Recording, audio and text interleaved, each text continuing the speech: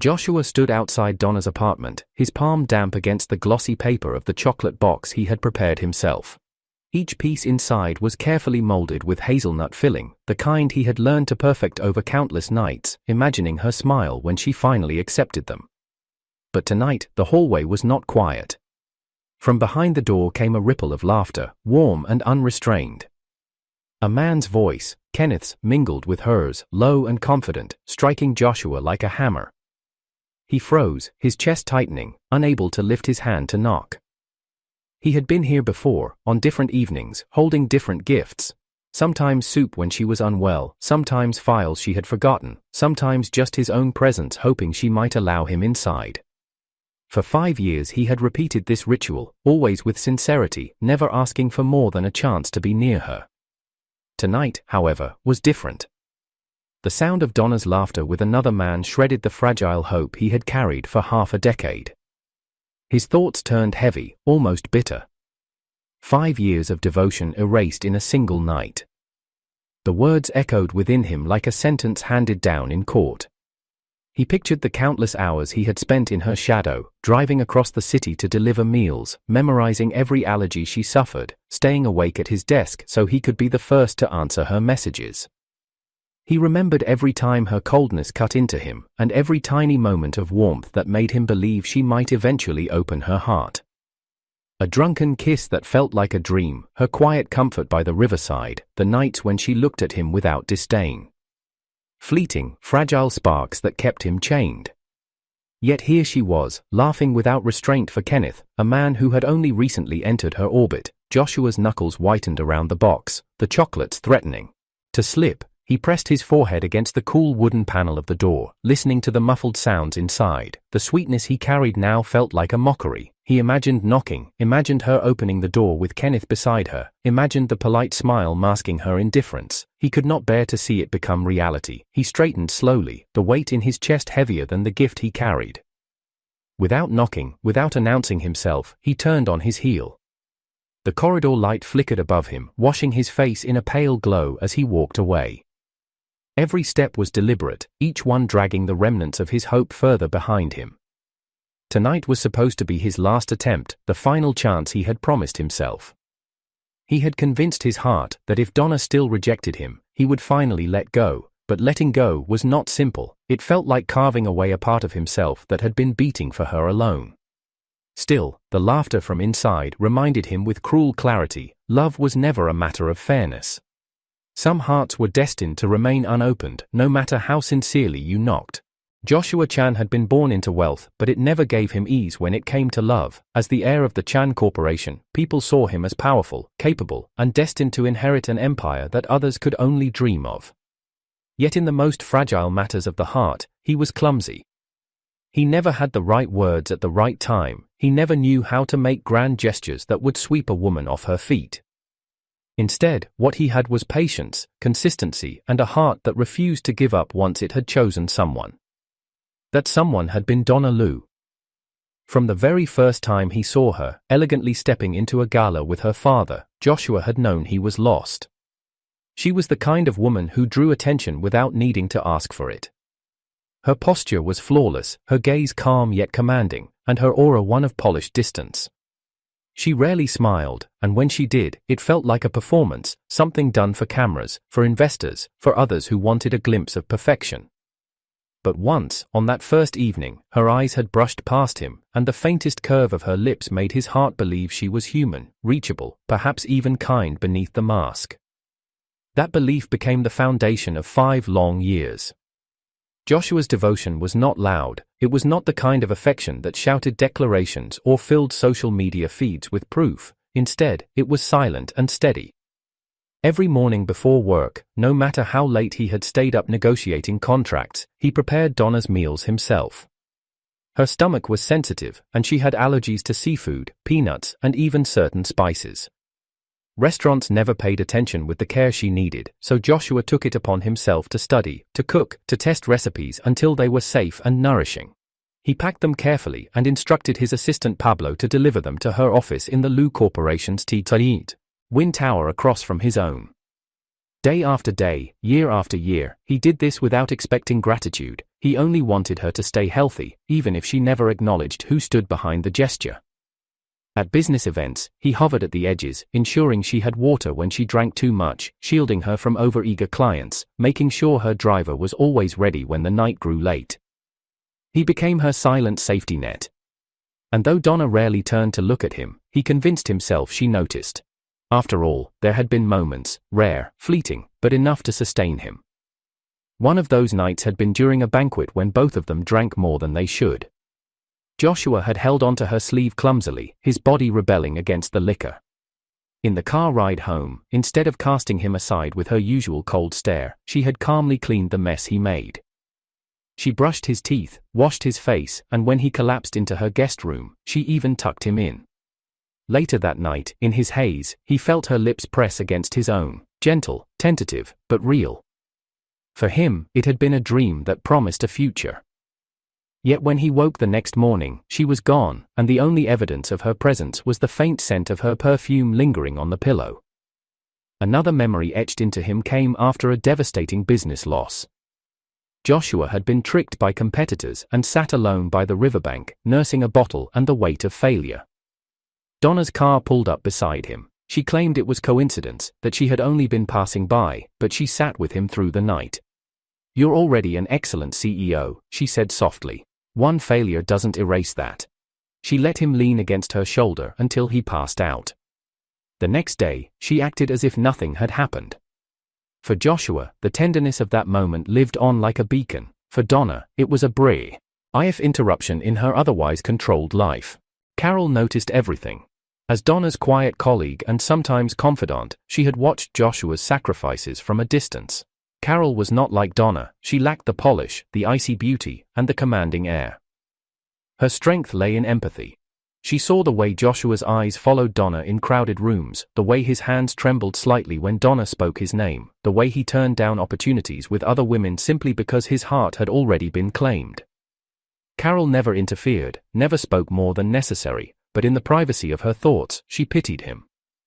She wondered how long a man could pour himself out for someone who never reached back. Joshua's private truth was heavier than anyone knew.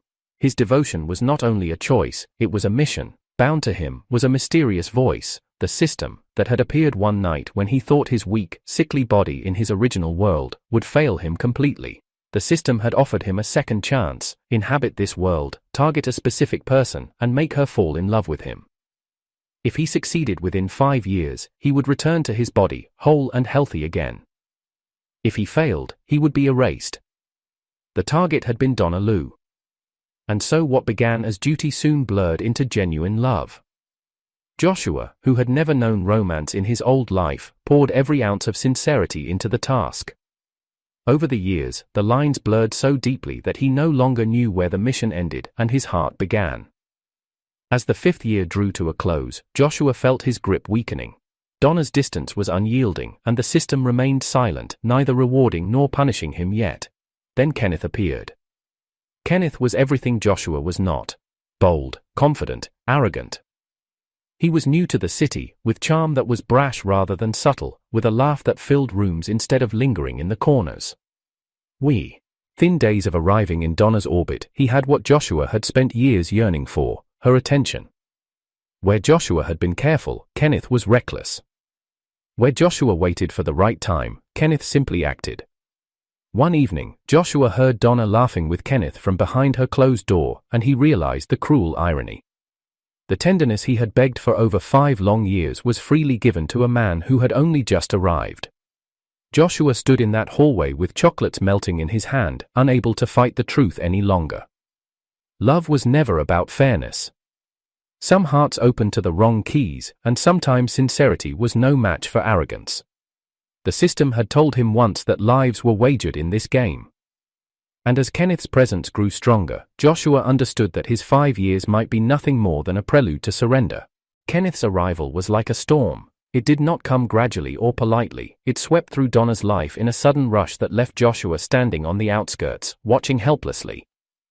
At banquets, Kenneth stood boldly at Donna's side, his arm casually slung near her chair as if he had earned the right to touch her. He whispered things into her ear that made her lips curve into faint smiles, the same lips that had always pressed into a tight line when Joshua tried to make her laugh. Within days, Kenneth knew details about Donna that Joshua had uncovered only after years of careful observation. He accompanied her to events, carried her shopping bags, and made himself a fixture in her world. For Joshua, who had lived in the quiet role of guardian and provider, watching Donna lean into Kenneth's confidence felt like swallowing shards of glass. It wasn't only jealousy, it was despair at how easily she gave what he had sought in vain. Kenneth, for his part, noticed Joshua's presence and relished it. Once, after a particularly successful banquet where Donna allowed him to drive her home, Kenneth caught Joshua standing near the exit. With a smirk, he leaned close and whispered, "5 years, huh? You must have been doing it wrong. She was laughing with me after 5 minutes." The word sliced deep, delivered with that careless cruelty only someone undeserving could wield. Joshua did not respond. He simply lowered his gaze and turned away, the box of notes he had once prepared for Donna still tucked inside his jacket. The following days passed with increasing silence between Joshua and Donna. For years, she had grown used to the rhythm of his devotion, the carefully prepared meals that arrived at noon, the check-in messages that asked if she was well, the invisible hand that adjusted her world whenever it threatened to fall apart. Now, that rhythm was broken. Joshua no longer sent meals. He no longer waited outside her office when late meetings dragged on. He no longer positioned himself nearby at gatherings, ready to step forward if she stumbled. It was as if he had withdrawn into the shadows, his presence evaporating into absence. At first, Donna hardly noticed. Kenneth filled her days with noise and color, taking her to new restaurants, showering her with extravagant attention. But soon, small cracks formed. One afternoon, she reached for her desk at lunch, expecting the familiar scent of her carefully prepared meal, and found nothing. Her secretary, Emma, hesitated when Donna asked where it was. "Mr. Chan hasn't delivered one today," she admitted softly. Donna brushed it off with a dismissive wave, but her fingers lingered on the empty space. That night, her stomach twisted painfully after Kenneth insisted on ordering spicy takeout. Donna suffered quietly, clutching at her abdomen, too proud to call Joshua. Yet in her heart, the thought rose unbidden. He would have known better. She pushed it away, telling herself Kenneth was attentive in other ways. But the unease lingered. Meanwhile, Joshua braced himself for punishment. He knew the system had not spoken in days, and that silence was heavier than reprimand. He spent his evenings in his office, the glow of the city stretching endlessly beyond the glass. Each hour felt like the tolling of a bell counting down to the end of his borrowed life. He wondered if the erasure would be swift, if one day he would simply blink and cease to exist, his body in his original world lost forever. At midnight, the silence broke. The system's voice returned, soft but strained, like a machine pushed beyond its limits. "Joshua," it said, "your time is up." He exhaled slowly, leaning back into his chair. "So, this is it?" "Not exactly." There was a pause, as though the voice hesitated. "I made a special request for you. Given your contributions to this world, the expansion of the Chan Corporation, the relationships you have built, the sincerity you've shown, I was granted permission to offer you 2 options." Joshua blinked. 2 options? The system spoke carefully, its tone carrying something almost human. "First, you can restart. A new target will be assigned, and you'll have another 5 years. If you succeed, you return to your original world with your health restored." Joshua's hands curled into fists. Another 5 years? Another cycle of pouring his heart into someone who might never turn to see him. The thought was suffocating. "And the second?" "You stay," the system said gently. "You cannot return to your original world, but you remain here. You continue living as Joshua Chan, no more missions, no more conquests, you choose your own life." Joshua closed his eyes. In his original world, he had been sickly, bedridden, forgotten by friends and family who had grown tired of his weakness. In this world, he had a corporation he built with his own hands, colleagues who respected him, a grandmother who believed in him. Even Carol, quiet and steadfast, had given him moments of human warmth when his heart was breaking. "I'm asking you to decide," the system urged softly. "Once you choose, there is no going back." Joshua breathed in deeply. The image of Donna rose unbidden in his mind, the nights of false intimacy, the faintest smiles that had kept him chasing, the endless devotion that had earned him nothing. His throat tightened, but he knew. I choose the second. Hi. His voice was steady. I'll stay here. The system sighed, a sound filled with quiet relief. I hoped you would say that. Joshua, you deserve to live freely, without chains. As the words faded, Joshua felt lighter, though his chest still carried an ache. He had chosen growth over desperation, life over the illusion of love. Donna, however, began to feel the absence more keenly.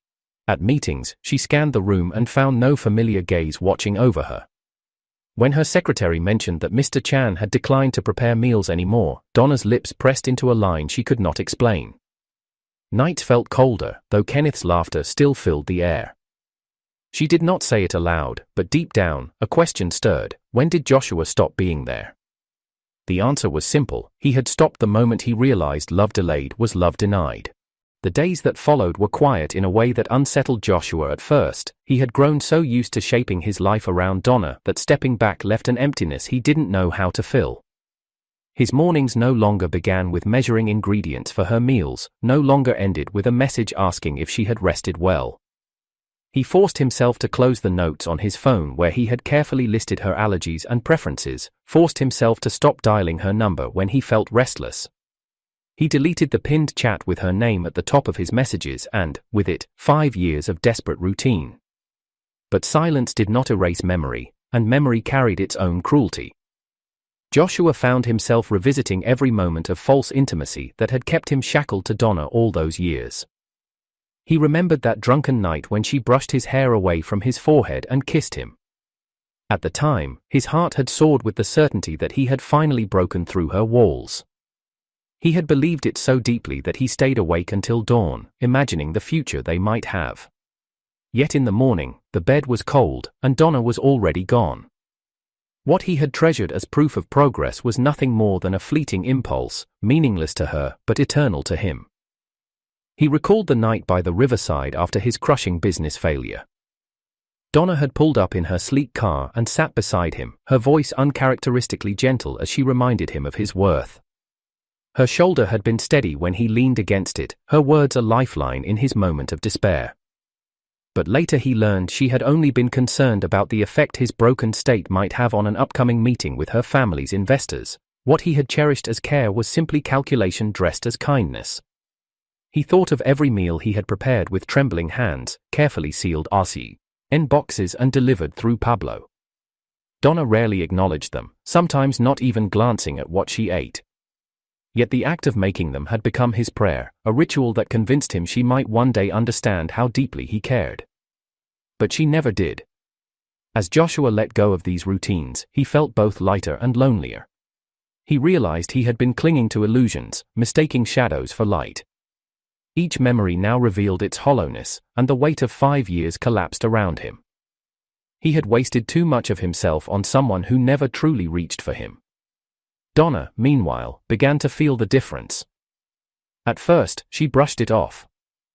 Kenneth's company was loud enough to drown out the silence Joshua left behind. But small things gnawed at her. She opened her desk drawer one afternoon, expecting the familiar lunchbox, and found only empty space. Emma stammered when asked, confessing that Mr. Chan had ordered her to resume the overpriced takeout meals Donna used to reject. Donna chewed mechanically, her stomach rebelling later in the day, and the memory of Joshua's careful cooking returned unbidden. Kenneth tried to fill the role, but his attempts were careless. He ordered what he liked, assuming Donna's tastes matched his own. He dragged her to noisy restaurants where flavors overwhelmed her sensitive palate. He laughed at her hesitation, brushing it off as pickiness. Donna began leaving dinners half-finished, her stomach aching afterward, her mood souring despite Kenneth's constant chatter. At a board meeting, Donna glanced across the long table and realized Joshua was not watching her anymore. For years, even when he said nothing, his eyes had lingered, quietly ensuring she was never left vulnerable.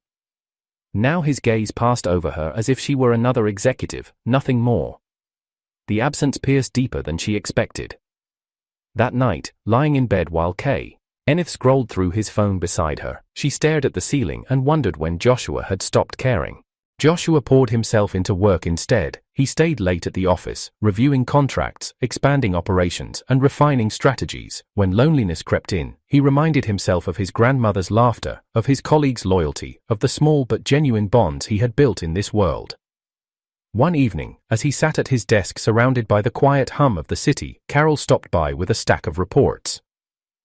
"You've been working too hard," she said softly, setting the papers down. Joshua looked up, surprised. Carol rarely spoke beyond what was necessary. She hesitated, then added, "I noticed you haven't been sending meals to Miss Lou lately." Joshua's jaw tightened. "I stopped," he said simply. Carol studied him for a moment, her eyes thoughtful. "Good. It's about time you stopped burning yourself out for someone who never looked back." Her words startled him, but they also soothed something raw inside. She wasn't judging, only stating a truth he needed to hear. Carol had watched from the sidelines for years, never interfering, but she had seen enough to understand his pain. "You've done more than anyone could have," she continued quietly. "If she didn't realize it in 5 years, she never will. That's not your failure, that's hers." Joshua exhaled slowly, the tension in his chest easing. "Love delayed becomes love denied," he murmured. Carol's lips curved faintly. "Exactly. You've given enough. Now it's time you start giving to yourself." It was a small conversation, but it grounded him more than anything else had in weeks. For the first time, he believed he was not weak for letting go, he was strong for finally walking away. Donna's unease deepened with every passing day. She tried to convince herself Kenneth's attention was enough, but cracks widened. Kenneth was quick to flaunt her as his prize but slow to notice when she winced from stomach pain or retreat. Teared into silence. He mocked her allergies, insisting she was too delicate, and dismissed her quiet habits as boring. Compared to Joshua's steady devotion, Kenneth's flamboyance began to feel hollow. One evening, Donna sat at her vanity, brushing her hair as Kenneth rambled on the phone in the living room. Her reflection stared back at her, flawless as always, but her eyes betrayed a restlessness she couldn't explain. She remembered the way Joshua used to wait for her outside banquets, patient even in the cold, ensuring she returned safely. She remembered how he had always known exactly what she could eat without asking. And now, she wondered why his absence weighed heavier than Kenneth's presence. Jealousy flickered in her heart, sharp and unfamiliar. She had never needed Joshua's attention before, but now that it was gone, she longed for it. She told herself it wasn't love, just annoyance that he no longer revolved around her. But late at night, when Kenneth's laughter grated on her nerves and silence pressed in around her, she found herself staring at her phone, wishing Joshua would message her again. Joshua didn't. He was finished waiting. Kenneth's confidence cracked for the first time one humid afternoon when Donna collapsed into a chair at her office, pale and clutching her stomach. He had insisted on ordering noodles drenched in chili oil, brushing off her hesitation as another one of her picky moods. She had eaten in silence, her lips pressed into a thin line, and now her body was revolting against his carelessness. Emma, her secretary, panicked as Donna waved off the suggestion of a hospital. "Mr. Chan used to make a soup for this," she murmured before realizing her mistake. Kenneth stiffened. That evening Kenneth appeared at Joshua's office, shoulders squared but eyes betraying unease. "Brother," he said, trying to sound casual. "You've been around Donna longer than me. You know her habits." Joshua didn't look up from his papers. "So?" "She wouldn't eat anything today, and when she did, it backfired. I don't know what she wants. She won't tell me." Kenneth shifted in his seat, clearly uncomfortable with asking. "You've taken care of her for years, haven't you? You must have some kind of method." Joshua closed the file and rose, crossing to his bookshelf. From between thick ledgers and reports, he pulled a slim leather-bound notebook. Its edges were worn, the pages filled with years of notes written in his careful hand, recipes adjusted through trial and error, observations about Donna's triggers, emergency remedies when her stomach flared. It was 5 years of devotion distilled into a single book. He set it on the desk in front of Kenneth. "This is everything I know. Use it." Kenneth blinked, surprised by the generosity.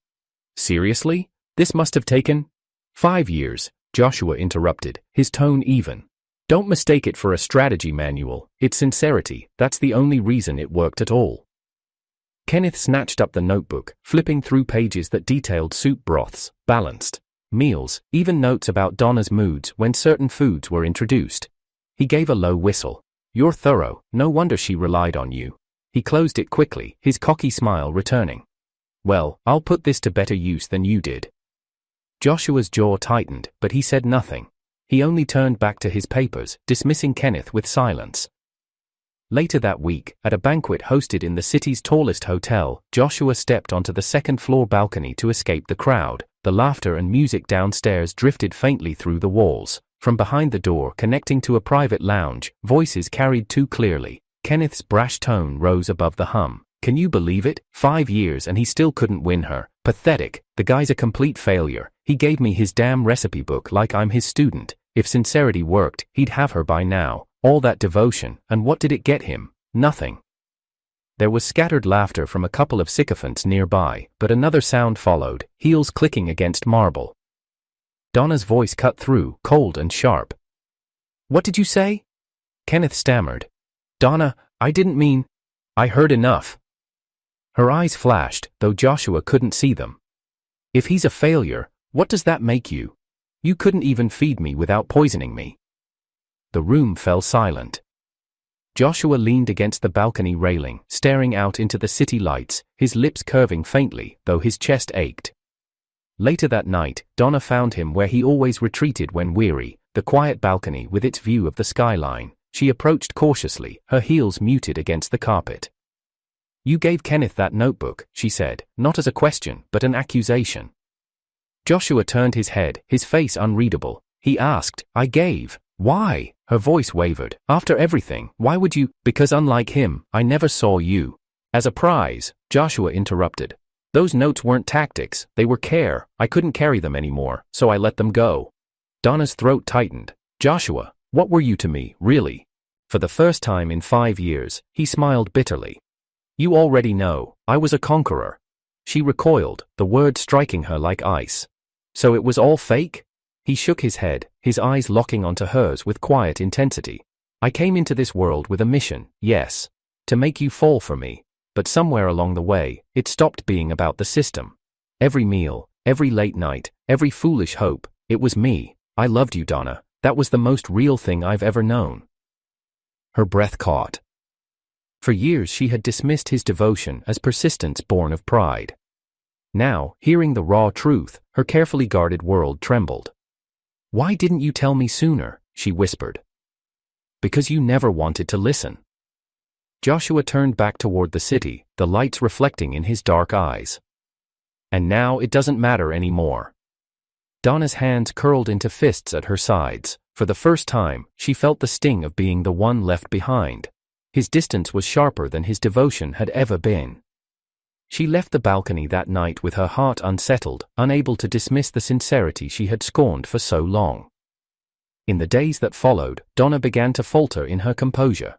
She found excuses to seek Joshua out during meetings, her gaze lingering on him longer than necessary. She asked Emma about his schedule, about the small things she had once ignored. She even attempted to prepare food herself once, though the attempt ended in failure and smoke filling her kitchen. Kenneth noticed, of course. He raged silently as Donna's attention shifted, but Joshua remained distant. He greeted her with polite formality, never once stepping beyond the boundaries of professionalism. When she lingered in hallways, waiting for him, he walked past with a curt nod. When she asked questions meant to invite conversation, he gave short answers and returned to his work. For the 15 feet. Ira's time, Donna felt what Joshua had felt for years, the ache of reaching for someone who never reached back. The ballroom glowed with golden chandeliers, their light scattering across marble floors and polished glasses of champagne. Tonight was one of the city's grandest galas, the kind where every influential family made their appearance, where alliances were sealed with toasts, and where whispers carried as much weight as contracts. Joshua walked through the crowd with practiced ease, his tailored black suit cutting a sharp figure. He smiled when necessary, shook hands firmly, and listened to endless pleasantries from executives who wanted a piece of the Chan Corporation's growing empire. On the surface, he looked every bit the untouchable CEO. Inside, however, his heart was calm in a way it had never been before. He did not come tonight for Donna, though he knew she would be here. He came because business demanded it. Yet when the host announced the arrival of the Liu family, his gaze instinctively flicked toward the grand staircase. Donna descended on Kenneth's arm, her gown a shimmering silver that clung elegantly to her frame. She was radiant, poised, the picture of an heiress who belonged in the spotlight. Kenneth whispered something into her ear, and she laughed politely, but her eyes betrayed her. They were not on Kenneth. They were searching the crowd, and when they landed on Joshua, they did not leave. Joshua's chest tightened, but he did not falter. He turned smoothly back to the conversation at hand, ignoring the weight of her stare. Yet each time he moved, he felt it, her gaze following him, clinging like a tether she had never offered him in 5 years. The night wore on. Kenneth paraded Donna from table to table, introducing her as though she were already his, but Donna's smiles were mechanical, her laughter strained. She drank more than usual, as if to dull the discomfort gnawing at her. Finally, as Joshua excused himself from a discussion with investors, Donna broke from Kenneth's side and intercepted him near the center of the ballroom. "Joshua," she said, her voice low but trembling. He stopped, raising an eyebrow. "Miss Liu." The formal address made her flinch. "Can we talk?" Before he could answer, Kenneth swaggered over, his grin sharp. "Talk about what? He's not your shadow anymore, Donna. He had his chance for 5 years and failed." His gaze flicked to Joshua, full of smug satisfaction. "Isn't that right, brother?" Joshua's jaw tightened. He could feel the attention of the crowd shifting toward them, whispers already stirring. For years, he had endured Kenneth's taunts in silence, but tonight, he no longer carried the weight of desperation. He looked directly at Donna, his voice steady and clear enough for the nearby guests to hear. "I'm not trying to conquer you anymore." The words sliced through the ballroom's hum like a blade. Donna's eyes widened, her lips parting as if he had struck her. Kenneth barked out a laugh. "See? He admits it himself. He gave up."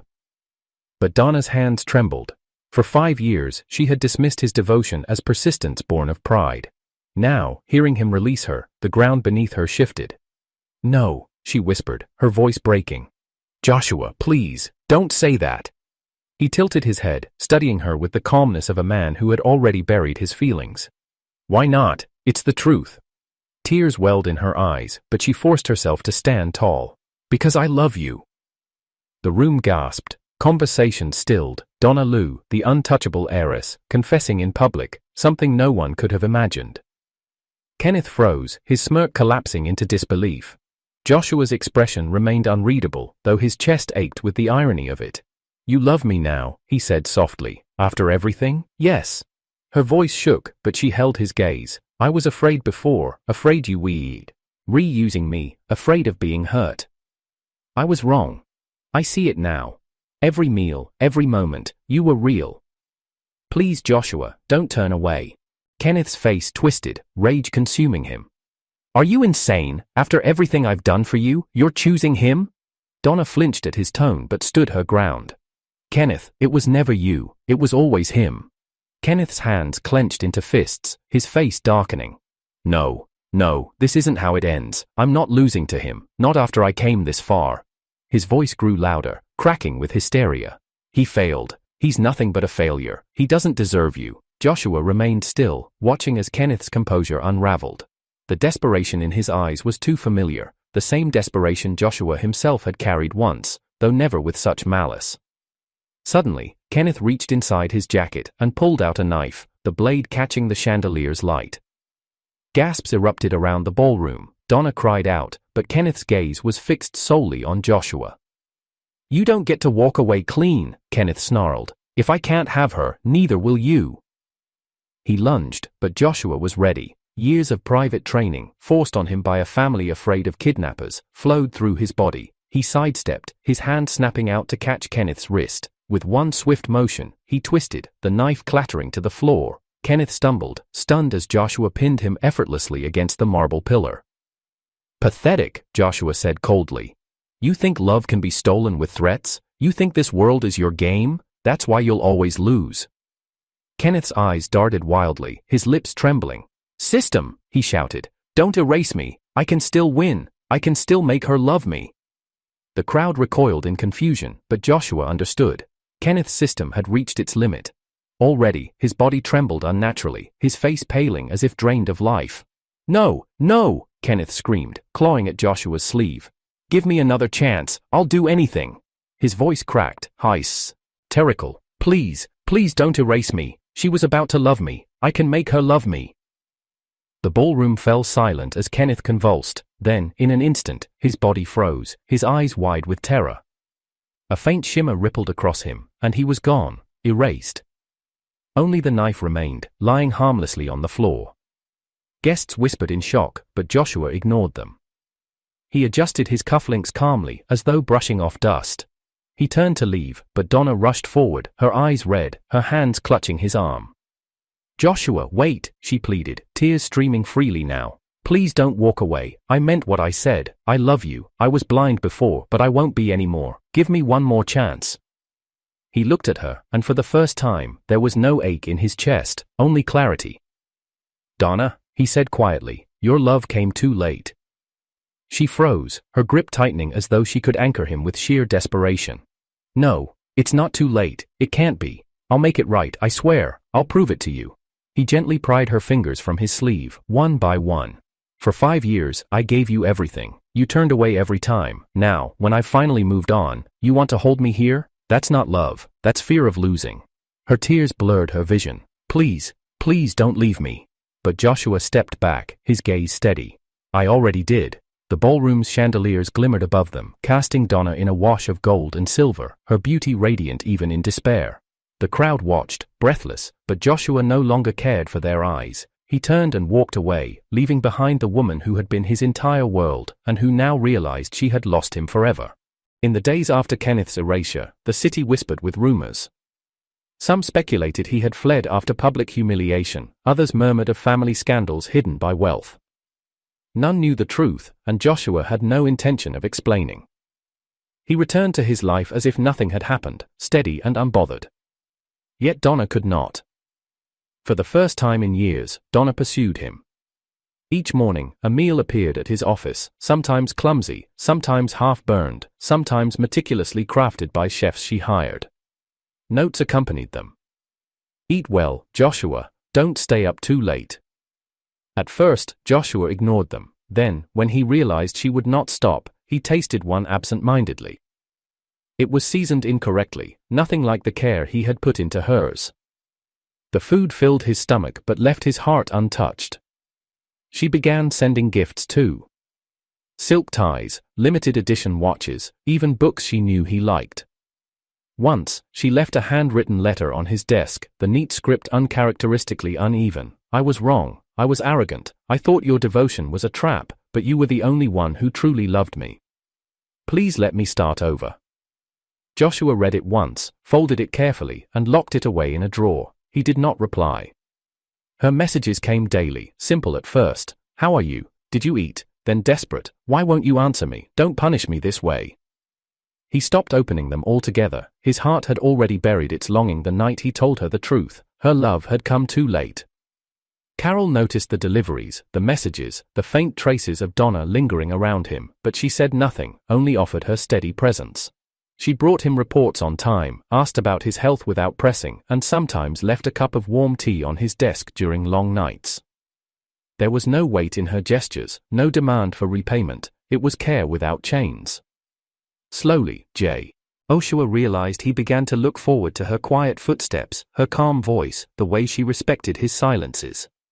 One evening, as the city lights glittered outside his office, Carol paused at the door after finishing her work. "You've been carrying a heavy burden for years," she said softly. "It's not wrong to put it down now."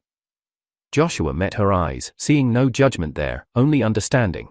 For the first time, he allowed himself to smile faintly. "Thank you, Carol." At home, his grandmother remained his anchor. On her birthday, surrounded by friends and family, she teased him as always.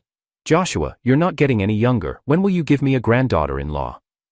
The old Joshua would have blushed and stolen a glance at Donna. Now, he only chuckled, pouring her another glass of tea. "When the right person comes, Grandma, and if she doesn't, you still have me." His grandmother patted his hand warmly.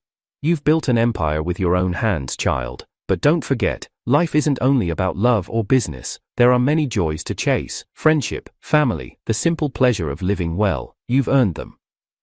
Her words sank into him, steady and comforting. For years, he had believed his worth was measured by whether Donna would accept him. Now, he realized his life had far greater meaning. As weeks passed, Joshua received one final message from the system. "Joshua," the familiar gentle voice whispered, "my task here is complete. I'll be leaving soon." He froze, staring at the quiet glow of his office. "Leaving?" "Yes. You've chosen to remain in this world. My role was tied to your mission. With no more conquests, I must move on." A hollow ache filled him. "You've been with me for 5 years. I thought you might stay." The system hesitated, then replied with a warmth that surprised him. "Even systems have feelings, Joshua. You lived sincerely, and I saw it all. That sincerity is why I fought to give you this choice. My number is 5 and 20. It symbolizes love. Perhaps fate placed me here for that reason." His throat tightened. "Little 5, he said quietly. "Thank you for staying with me when no one else did." The voice chuckled faintly. "You're not as slow as you think, and remember, those who live sincerely deserve kindness from the world. Goodbye, Joshua." Silence followed. For the first time, Joshua realized how much he would miss the companion who had been his invisible confidant. He raised a glass of wine to the empty air. "Goodbye, little 5. Soon after, word spread that Donna had resigned as CEO of the Lou Corporation. Emma mentioned she had handed control to her brother and vanished from the city. Rumors suggested she was chasing whispers of a system that could turn back time, desperate for a second chance. Joshua listened without comment. A part of him felt sorrow, but not for himself, for her inability to cherish what she had until it was gone. On a quiet evening, Joshua stood on the balcony of his home, the sea breeze carrying the scent of salt and blossoms from his grandmother's garden. The horizon stretched wide, endless, glowing with the colors of dusk. He closed his eyes, breathing deeply. For the first time, his chest was unburdened. He thought of his family, his colleagues, Carol's steady kindness, and the memory of little 5's voice fading into silence. His life was no longer a chain to someone else's indifference. It was his own. He whispered into the wind, as though promising himself, "From now on, I'll live sincerely, for myself." And as the stars began to appear above the sea, Joshua stepped forward, free at last, ready to face the unknown future with self-worth, family, career, and the hope that one day, he would find a love worthy of sincerity.